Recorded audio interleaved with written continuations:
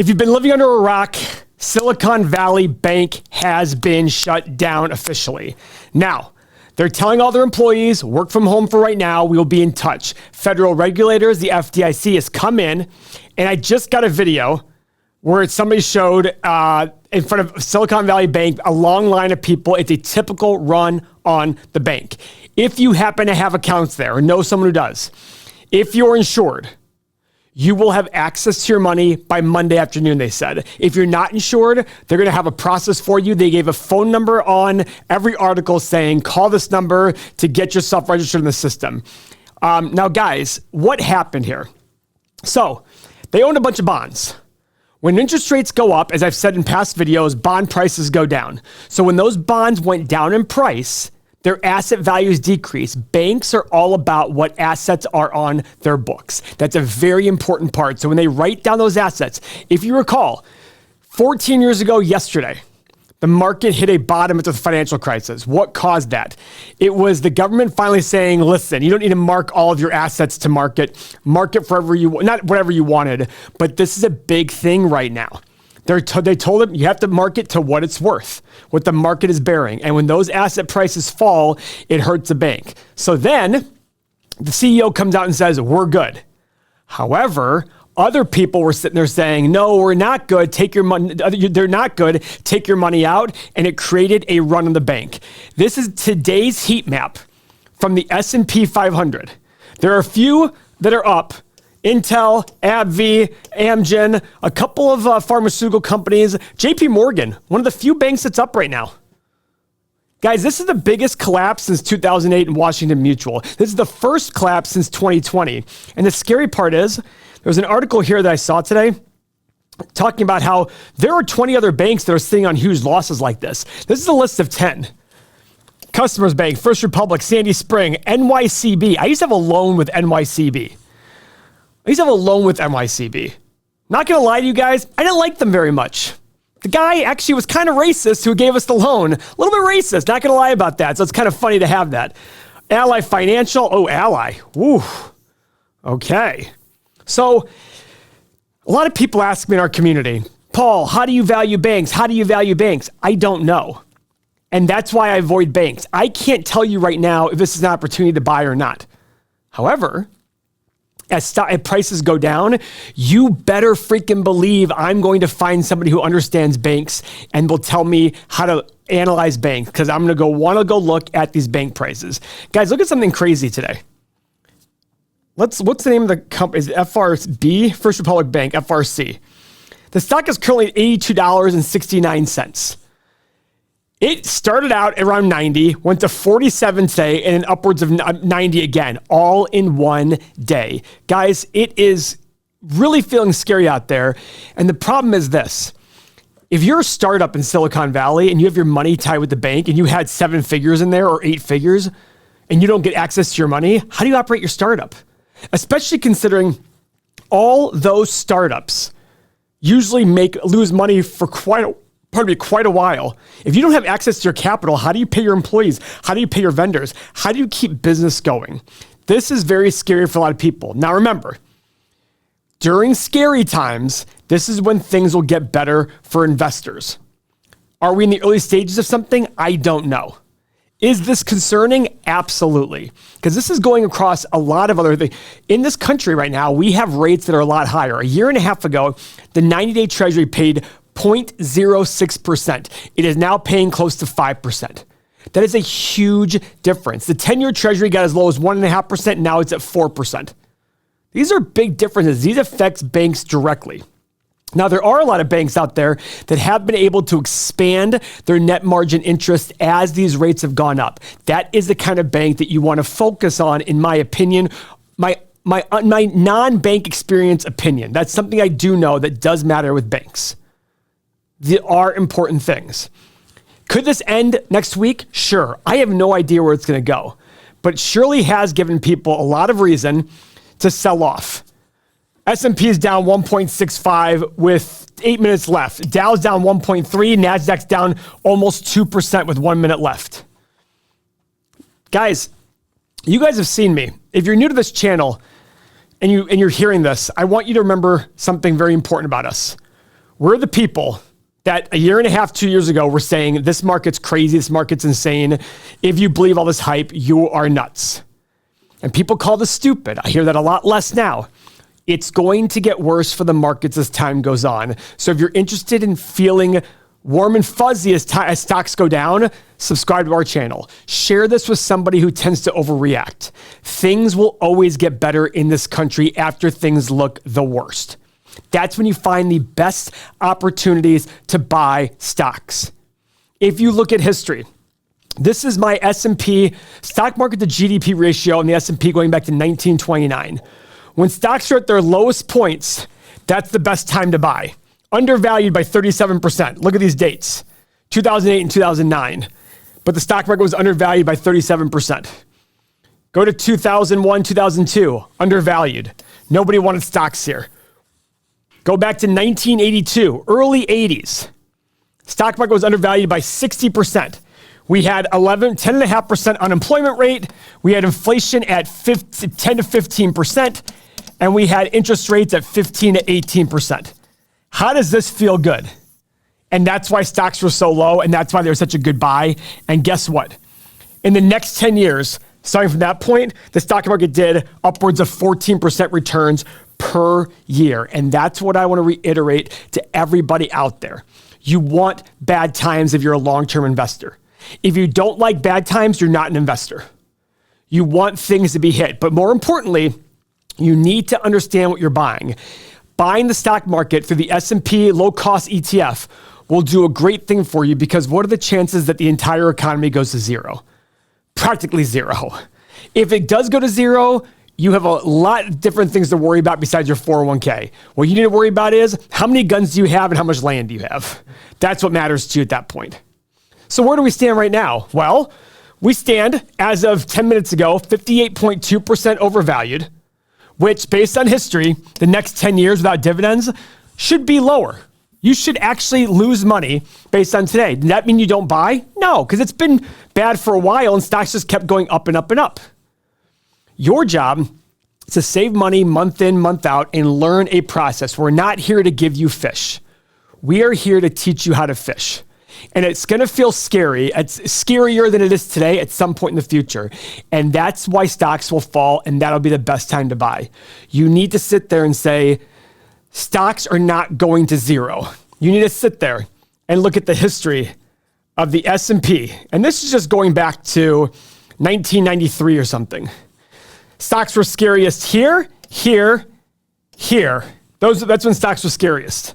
And guess what? If you go back in time, the last 30 years, and say, where do you wish you'd put all your money in? It would have been one of those three areas. And where were stocks looking the best? Here, here, here, and here. And guess what? You still would have done well buying there. That's the point. Always buy, whether it's up or down. But you have to be able to absorb losses along the way. That was 50%, that was 50%, that was 40%. All in the last 20 years. We've had 3 40+% drops in the last 20 years from peak to bottom. 3. And it'll probably happen again, is my guess. The S&P was at 4,800, and based on my values, fair value is 2,400. But keep in mind, we never go to fair value. The stock market's like this. This is fair value. We do this. Because fair value is based on an average, and you can't ever be above average forever. It's not going to work forever, or else the average just goes up and up and up. This is tough times. Crypto. $70 billion worth of crypto has been wiped off the market in the last 24 hours. And guess what? I fucking love it. Crypto is the biggest scam since the pet rock. And just like the pet rock, crypto has made people a lot of money. But how many people today do you know have a pet rock? Zero. Crypto is fugazi. It's nothing. It's all a charade. And $70 billion has been wiped away. My guess is that over the next few years, if crypto stays only in its current format, it'll be zero at some point in the next 5-10 years. Now, do I think crypto can last? Absolutely, but it'll have to be based on a government-backed cryptocurrency. There were 10,000, 20,000 cryptocurrencies at one point. Thousands have fallen to zero. What makes any one better than the other? Oh, it's the blockchain. You're stupid. You're absolutely stupid if you believe that. The blockchain can exist without crypto. It's just technology. We don't need technology to have, we don't need crypto to have that technology. The blockchain will be useful. There's a lot of reasons like the blockchain, from what I understand from tech experts, but they let that crowd their judgment as to why crypto. That is the problem. $70 billion have been wiped out. We've already seen Bitcoin go from almost $70,000 per unit to now $19,000 per coin. It was at 25,000 recently, down to 19,000 bucks. We've seen the safest crypto exchanges go under in the last year. The safest ones. Okay, sounds good. I have no problem standing here and telling you it's a bunch of crap. I have no problem with that. I also believe, for example, Tesla will be a lot lower today. It hit a high of 414, got as low as 100, rebounded to 220. It's now at 180 or something, and I think it'll sell somewhere closer to 50 or lower at some point. Maybe I'm wrong, but it's going to be way lower than it is today. I think it's going to go way lower than 100. There have been times of euphoria for the last 10 years. Money was easy. 0% interest rate. I can beat that easily. It was too easy to make money. When it's too easy to make money, there will be a come to Jesus. You can't have every Dick and Harry out there making a lot of money in investing. It doesn't work. It does not work. Investing is hard because of the emotional side of it. When you see stocks like this fall, when I hear my friends still say, oh, I can handle a 50% drop, I know we got a lot more to go. I need to hear my friends see the 50% drop and go, well, no, but it's different because I'm selling because boom, boom, boom, boom. Guys, a 50% drop has to happen because those stories become absolutely crazy. That's the reason why it needs to happen. Absolutely why it needs to happen. So guys, if you like this, I'm not trying to put fear in you. We will be the one channel. If stocks were to fall 60% tomorrow, we will be the one channel to sit there and say, this is a great time to buy. We'll be the positive channel. We react to valuations. And when the S&P was at 4,800, like it was back here, we were like, don't even touch anything. We're still saying that. And look what's happened overvaluation from 103 down to 58% overvalued. And it'll go further. At some point, we have to be undervalue. And now that could involve the fair value going up, and it will. So maybe fair value gets to 3,000 at some point. We still need to be below there. And hopefully for everybody out there, fair value jumps up faster than stocks fall. But in all likelihood, that's probably not going to happen. It's going to be a combination of both, but it's so much easier for stocks to fall than for fair value to go up. Think about gravity. Is it easier to go up or easier to fall? I can jump from a building and get to the ground a lot easier than I can go from the ground and climb a scale of building, right? Same thing. Look at Silicon Valley Bank. 18 months ago, it was $750, $740 a share. 3 or 4 days ago, it was $250 a share. I'm not saying it's zero right now, but it'll probably end up being zero. Their bonds are selling for 31 cents on the dollar right now. That is discount city. Now, is that a good buy? I don't know. I have no idea. I don't know how to analyze banks, unfortunately. But at some point, there will be a great opportunity if this continues on with banks, because there will be good banks out there that stay the course and do a good job. So again, guys, stay with the channel, subscribe, share this video with somebody else who needs to hear this. It's probably a friend, a parent, something like that. You don't want to believe out there. People don't want to believe that things can't be great forever, but it's okay if things are bad. It gives people opportunity. And you're smarter than that. You're smart to be able to sit there and say, wait a second. If I liked Microsoft at 360, should I love it at 150? Absolutely you should. Absolutely. And for those people who understood banks, who bought Silicon Valley Bank at 350, they should be buying the bonds right now. Why? Because they believe in the bank. And I don't know what's going to happen with Silicon. I really have no idea. I do not understand banks at all. And I'm not going to be one of those YouTube guys who sits there and acts like, oh, I understand all this. I don't understand banks. I wish I did for opportunities like this. Because if this continues, this will get pretty ugly. But I don't know if it's going to continue or not. We saw a bank fail at the end of 2020, and that was it. We didn't see anything else happen. We've seen a lot of crypto exchanges fail in the last year.